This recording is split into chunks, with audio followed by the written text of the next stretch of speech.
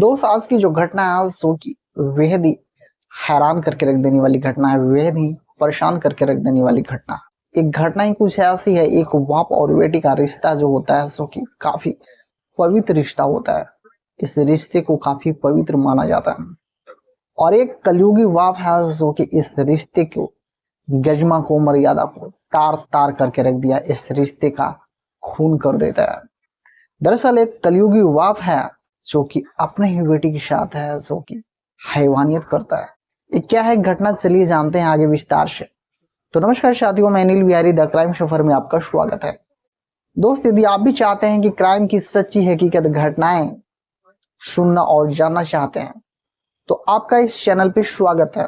आप भी हमारा यूट्यूब परिवार में शामिल हो जाएं, क्योंकि दोस्त इस चैनल के माध्यम से क्राइम की केवल सच्ची हकीकत घटनाएं ही आपके साथ हमेशा मैं शेयर करता रहता हूँ। तो दोस्त ये जो सच्ची घटना है जो कि राजस्थान का एक जिला पड़ता है झालावाड़, और उसी जिला के अंतर्गत एक थाना पड़ता है मंडावर थाना, और इसी मंडावर थाना क्षेत्र की एक घटना है। एक ऐसा बाप जो कि हमेशा शराब पीता था, नशे में धूत रहता था। वह शख्स हमेशा नशे करके आता और अपने पत्नी को मारता पीटता था, और इसी कारण से उसकी पत्नी है जो कि मायके ही रहती थी। वह शख्स है जो कि अपने 17 साल की बेटी को घर लाता है और बोलता है काम का समय है, यदि नहीं कमाएंगे तो कैसे खाएंगे। वह औरत को लगता है ठीक है ये हमें मारता पीटता है, लेकिन वो अपनी बेटी पे है जो कि आज तक कभी हाथ नहीं उठाया है। और आखिर क्यों ना विश्वास करे एक बाप और बेटी के रिश्ते पे, क्योंकि एक बाप और बेटी का रिश्ता ही कुछ ऐसा होता है। लेकिन दोस्तों वह कलयुगी बाप है जो कि अपनी बेटी को एक दिन खेतों में एक काम करने के लिए ले जाता है। अचानक उसके अंदर का है जो कि दरिंदा है जो कि जाग जाता है और अपने ही 17 साल की नाबालिग बेटी के साथ है जो कि जबरदस्ती उसके साथ रेप करता है।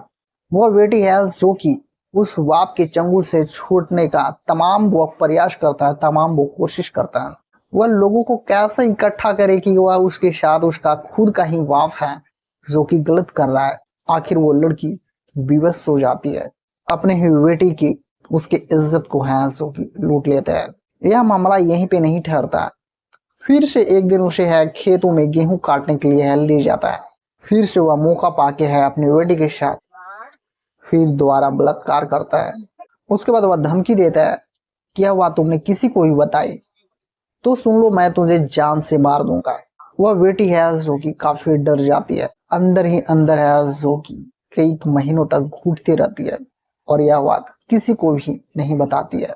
लेकिन एक दिन की बात है कि उसके पेट में है जो कि अचानक काफी तेज से पीड़ा होती है। वह अपनी माँ को बताता है कि माँ उसे काफी पेट में पीड़ा हो रही है, असहनीय दर्द हो रही है। उसकी माँ है जो कि हॉस्पिटल अपनी बेटी को ले जाता है।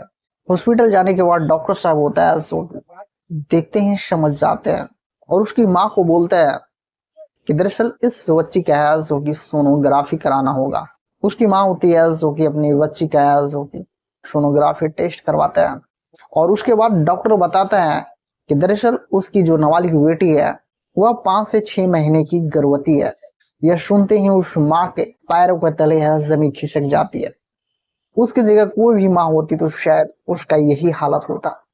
उसके बाद वो अपनी बेटी को है निराश मन से घर ले जाता है, और घर ले जाने के बाद है अपनी बेटी को और पूछता है इसकी वजह कौन है, कौन तुम्हारे साथ है जो कि दुष्कर्म किया।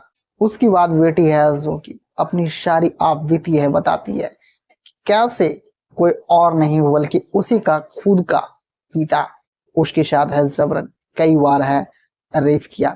उसके बाद उस नाबालिग बच्ची का जो माँ होती है वह है मंडावर थाने पहुंच जाती है और उस कोतवाल साहब से है जो कि अपने ही पति के खिलाफ है जो कि FIR करवाती है। दरअसल वो तारीख होती है 13 अगस्त की। उसके बाद पुलिस होती है जो कि इस घटना को छानबीन करने लगती है। फिलहाल वो कलयुगी बाप होता है जो कि घर से गायब हो जाता है, घर से भाग जाता है। आखिरकार 29 अगस्त को पुलिस है जो कि उस कलयुगी बाप को है जो कि पकड़ ही लेती है। उसके बाद उसे है पूछताछ किया जाता है और उसका केस है जो कि आगे बढ़ा दिया जाता है, और यह केस है जो कि कोर्ट तक पहुंच जाती है। यह केस कोर्ट में जाने के बाद है जो कि कोर्ट है उस कलयुगी बाप को है आरोपी घोषित करता है, और कोर्ट दोषी ठहराते हुए उस बाप को 30,000 रुपये की जुर्माना और साथ में आजीवन कारावास की सजा है सुनाती है। दोस्त, यह घटना आपके साथ शेयर करने के पीछे मेरा यह उद्देश्य नहीं था कि आपके में हृदय को मैं ठेस पहुंचाऊं, बल्कि आपको सचेत करना था, जागरूक करना था कि आप हमेशा सतर्क रहें और जागरूक रहें। दोस्त, फिर से मिलेंगे एक सच्ची हकीकत घटना के साथ। तब तक अपना ख्याल रखें। धन्यवाद। जय हिंद। वंदे मातरम।